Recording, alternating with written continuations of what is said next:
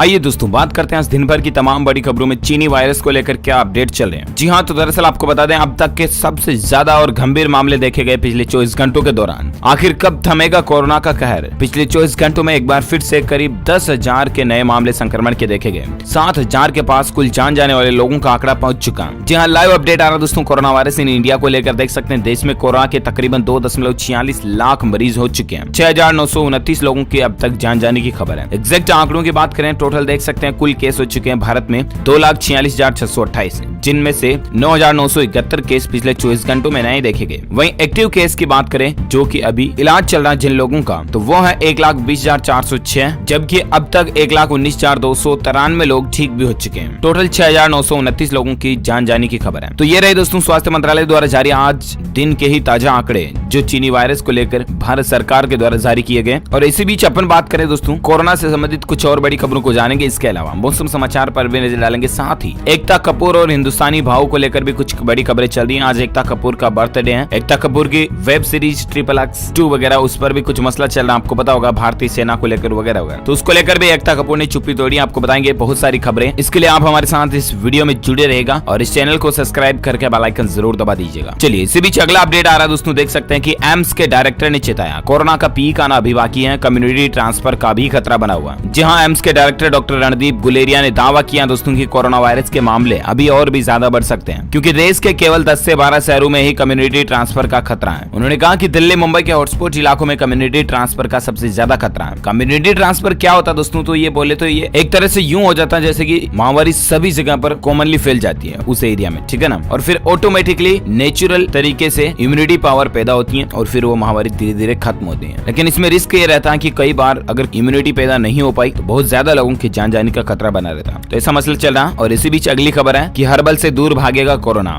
ICAR का दावा है कि मिल गए वो पौधे जिनके रस से टूटेगी कोविड-19 की कमर। जी हाँ, बहुत ही अच्छी शानदार खबर है, खुश खबर है। दरअसल ICAR यानी कि Indian council of agricultural research के वैज्ञानिकों का ये दावा है दोस्तों। भारतीय वैज्ञानिकों ने कुछ हर्बल पौधों में ऐसे कंपाउंड पाए हैं जिनसे कि चीनी वायरस का इलाज किया जा सकता है। और ये दावा हिसार के national research centre on equines NRCE के वैज्ञानिकों ने किया। NRCE Indian council of agricultural research के तहत आने वाला ही एक संस्थान है। ICAR ने शुक्रवार को इस रिसर्च फाइंडिंग्स पर फॉर्मल नोट भी जारी किया। इससे वैज्ञानिकों के लिए कोविड-19 मरीजों के इलाज का कोई न कोई रास्ता जरूर निकल सकता है। NRCE के deputy director general BN Tripathi ने TOI को बताया कि ये ऐसी लीड है जिससे कि NRCE के साइंटिस्ट को कई वायरस के खिलाफ अच्छे नतीजे भी मिले। हालांकि उन्होंने उन पौधों के बारे में इस वक्त बताने से मना कर दिया। त्रिपाठी ने कहा कि इस वक्त मैं यही बता सकता हूं कि वे हर्बल प्लांट्स फिलहाल देश में कई आयुर्वेदिक दवाओं को बनाने में इस्तेमाल किए जा रहे हैं और उम्मीद है दोस्तों बहुत ज्यादा में इनका पॉजिटिव रिजल्ट भी देखने को मिल सकता है। बस भगवान करे, ईश्वर अल्लाह खुदा गॉड करे कि जल्द से जल्द इसकी दवा सामने आ जाए, चाहे एन केन प्रकरण किसी भी तरीके से डायरेक्टली इनडायरेक्टली इसकी दवा बन जाए जो कि इसकी काट हो सके तो बस काफी है। और इसी बीच अपडेट है दोस्तों की कोरोना संक्रमण के मामले में दुनिया में 5वें नंबर पर भारत पहुंच चुका। इटली और स्पेन को भी पीछे छोड़ दिया। जी हाँ, भारत के अंदर गंभीर मामले बढ़ते जा रहे हैं। जैसा कि मैंने आपको बताया दोस्तों कि भारत में एक दिन में ही रिकॉर्ड तोड़ संक्रमित मरीजों का मिलना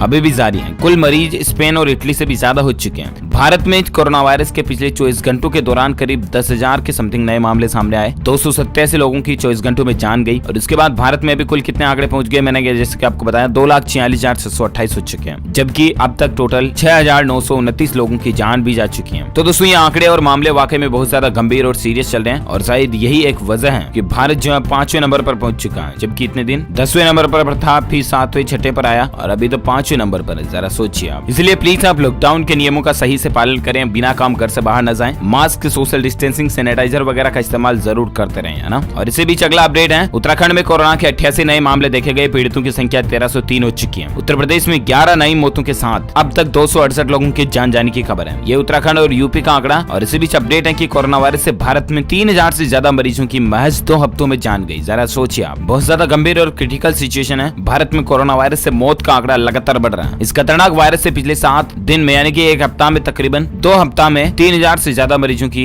जान चली गई। 80% मौतें महज 26 जिलों से हुई है। और इसी बीच अगला अपडेट है कि अरविंद केजरीवाल की धमकी पर भड़की दिल्ली की मेडिकल एसोसिएशन, बताया कि उत्साह तोड़ने वाला है। जी हाँ, राजधानी दिल्ली कोरोना वायरस से बुरी तरह प्रभावित है और इसी बीच स्थिति और भी ज्यादा बिगड़ सकती है, क्योंकि अब दिल्ली सरकार और मेडिकल स्टाफ एक दूसरे के आमने सामने आ चुका है। दिल्ली सरकार की सख्ती के खिलाफ अब दिल्ली मेडिकल एसोसिएशन ने आवाज उठाई है और उनके अलग अलग कदमों का विरोध भी किया। डीएमए का कहना कि जिस तरह से अरविंद केजरीवाल डॉक्टर और मेडिकल स्टाफ को धमका रहे हैं वह बर्दाश्त नहीं किया जाएगा। सर गंगाराम हॉस्पिटल पर दर्ज एफआईआर का भी विरोध किया गया। दिल्ली मेडिकल एसोसिएशन ने अपना विरोध जताते हुए कहा दोस्तों कि हम दिल्ली के मुख्यमंत्री अरविंद केजरीवाल द्वारा डॉक्टर्स को दी जा रही चेतावनी और हॉस्पिटलों को दी जा रही धमकी का विरोध करते हैं। सर गंगाराम हॉस्पिटल के खिलाफ दर्ज एफआईआर का भी विरोध किया जाता है। यह पूरे मेडिकल स्टाफ को हतोत्साहित करने वाला है। दरअसल बात कुछ यूं है कि कल ही आपको पता होगा राजधानी दिल्ली एनसीआर में अरविंद केजरीवाल ने यह आदेश भी दिया था कि प्राइवेट हॉस्पिटलों को भी कोविड-19 का इलाज वगैरह करना जरूरी होगा। कुछ और नियम कानून कायदे भी उन्होंने बताए थे, ये आप देख सकते हैं। तो इन्हीं में से कुछ कारणों के चलते दोस्तों अरविंद केजरीवाल के खिलाफ दिल्ली मेडिकल एसोसिएशन जो भड़क चुका है और मामला चल रहा है। चलिए इसी बीच अगली खबर है कि कोरोना वायरस के महानगरों पर मार देखिए, 4 शहरों में ही करीब 1.25 लाख मरीज हैं। जी हाँ, भारत में शनिवार यानी आज तकरीबन 10,000 मामलों की बढ़ोतरी हुई। राइट, यहाँ ध्यान देने वाली बात यह दोस्तों की देश में कोरोना वायरस संक्रमण के करीब आधे मामले सिर्फ 4 महानगरों यानी कि दिल्ली, मुंबई, कलकत्ता और चेन्नई से सामने आए। देश में इस वायरस से मरने वालों की संख्या 7,000 के करीब पहुंच चुकी है और मरने वालों में भी तकरीबन आधे लोग इन्हीं 4 महानगरों के हैं। राजधानी दिल्ली, मुंबई, कलकत्ता और चेन्नई, इन 4 महानगरों में सबसे ज्यादा गंभीर मामले, सबसे ज्यादा आंकड़े चल रहे हैं कोरोना वायरस के। ये अपने आप में एक सोचने वाला आंकड़ा है, विचार है। और इसी बीच खबर है दोस्तों की दक्षिण कोरिया में भी कोरोना वायरस के 57 नए मामले देखे गए। चलिए साथ ही अपडेट है कि बढ़ते मामलों के बावजूद एक अच्छी खबर है, देश में घट रही है कोरोना संक्रमण की दर। आंकड़ों पर एक नजर डालें तो आप देख सकते हैं कि देश में कोरोना के मामले जहां बढ़ रहे हैं तेजी से, वहीं 15 से 20 मई के मध्य जहां कोरोना वायरस के मामले हर दिन 4,000 से 5,000 बीच बढ़े थे। राइट, वहीं पिछले 3 दिनों में ये मामले 9,000 से 10,000 के बीच बढ़ रहे हैं। हालांकि देश में संक्रमण के मामलों की दर घट रही है। कोरोना वायरस के राष्ट्रीय औसत दर में 0.5% की कमी आई है और ये आंकड़े और डिटेल आप देख सकते हैं, तो ये राहत की बात है। तो ये तो रहे दोस्तों कोरोना से संबंधित आंकड़े और अब नजर डालते हैं आज के मौसम समाचार वेदर न्यूज अपडेट पर। तो बड़ी खबर आप देख सकते हैं, दक्षिण पश्चिम मानसून के आगे बढ़ने की संभावना जताई जा रही है और इन राज्यों में भारी बारिश का खतरा मंडरा रहा है। जी हाँ, भारतीय मौसम विज्ञान विभाग का कहना है दोस्तों की दक्षिण पश्चिम मानसून के कर्नाटक के कुछ और अंदरूनी दक्षिणी इलाकों के चलते तमिलनाडु, पंडिचेरी, कराईकल, बंगाल की खाड़ी के अधिकतर हिस्सों की ओर बढ़ने की संभावना है। और ऐसे में मौसम विभाग की ओर से जारी बयान के मुताबिक दक्षिण पश्चिम मानसून के अगले 23 दिनों में कर्नाटक के कुछ और इलाकों में, पूरे तमिलनाडु, रायलसीमा के कुछ हिस्सों में, आंध्र प्रदेश तटीय इलाकों में, पश्चिम बंगाल की खाड़ी, पूर्वोत्तर भारत के कुछ हिस्सों में आगे बढ़ने की संभावना है। और इस वजह से अगले 24 से 48 घंटों के दौरान इन इलाकों में रुक रुक कर गरज के साथ बारिश होने की भी संभावना जताई जा रही है। कहां बारिश हो सकती है, तो मुंबई और इसके आसपास के क्षेत्रों में मानसून पूर्व की बारिश हुई है। मौसम विभाग के अनुसार रविवार को मुंबई में बादल छाए रहने के साथ ही हल्की से मध्यम बारिश के साथ गरज या बौछारें पड़ने की संभावना है। वहीं अगले 24 घंटों के दौरान कर्नाटक, तमिलनाडु, पंडिचेरी, बंगाल की खाड़ी के अधिकांश हिस्सों में हल्की मध्यम बारिश होने की संभावना है। ओके दोस्तों, तो ये रहे आज के ताजा मौसम समाचार। अब नजर डालते हैं कुछ बॉलीवुड से संबंधित खबरों पर, जहां आज एकता कपूर का बर्थडे है और इसलिए मैं आपको बॉलीवुड से संबंधित और इनसे जुड़ी हुई कुछ खबरें भी बता देता हूं। बाकी आपको पता, मैंने डीएलएस न्यूज के ऊपर कभी ऐसी मनोरंजन से संबंधित खबरें बताई नहीं, कभी डीएलएस न्यूज के ऊपर बॉलीवुड वगैरह से रिलेटेड। राइट, क्योंकि मैं हर एक खबर काम की बताता हूँ। लेकिन आप देख सकते हैं कि इस वजह से आज भी सिंगल है एकता कपूर। इंटरव्यू के दौरान उन्होंने खुलासा किया। जी हाँ, आपको पता होगा कि एकता कपूर ने अभी तक शादी नहीं की। जिस तरह से बॉलीवुड के सलमान खान अभी भी सिंगल है ना, उसी तरह से फिल्म और टीवी शो की प्रोड्यूसर एकता कपूर का आज 45वां जन्मदिन है। 7 जून को उनका बर्थडे है। 1975 उनका बर्थ ईयर है और तकरीबन उनकी 45 साल एज हो चुकी है। दर्शकों के दिलों पर राज करने वाली टीवी क्वीन कहलाने वाली एकता कपूर आज भी सिंगल है। इसके पीछे उन्होंने वजह क्या बताई पता है? एकता कपूर ने बताया दोस्तों कि मेरे पिता ने मुझसे कहा था या तो तुम्हें शादी करनी होगी या तो फिर काम चॉइस करना होगा, और मैंने इन दोनों में से काम को चुना। मैं शादी नहीं करना चाहती थी, इस वजह से मैंने काम को ही तरजीह दी थी। मेरे वो दोस्त जिनकी शादी हो चुकी है वो आज भी सिंगल हो चुके, कईयों के मैंने तलाक देखे और उनका कहना कि मुझे लगता है कि अभी भी मुझ में सब्र है। ये कुछ रीजन बताया उन्होंने। इसके अलावा अब आपको पता होगा कि आजकल XXX वेब सीरीज को लेकर वो काफी विवादों में पड़ी हुई है, लेकिन फाइनली आखिरकार उन्होंने चुप्पी तोड़ ही दी है। उन्होंने कहा कि मैं माफी मांगने के लिए तैयार हूँ। इस वेब सीरीज के विवाद पर एकता कपूर ने चुप्पी तोड़ते हुए कहा दोस्तों की मैं इंडियन आर्मी की बेहद इज्जत करती हूँ और हमारी देश की सुरक्षा में आर्मी का बहुत योगदान है, बहुत ज्यादा। अगर आर्मी के किसी भी संगठन से मुझे माफी मांगने की नौबत आती है तो मैं इसके लिए तैयार हूँ।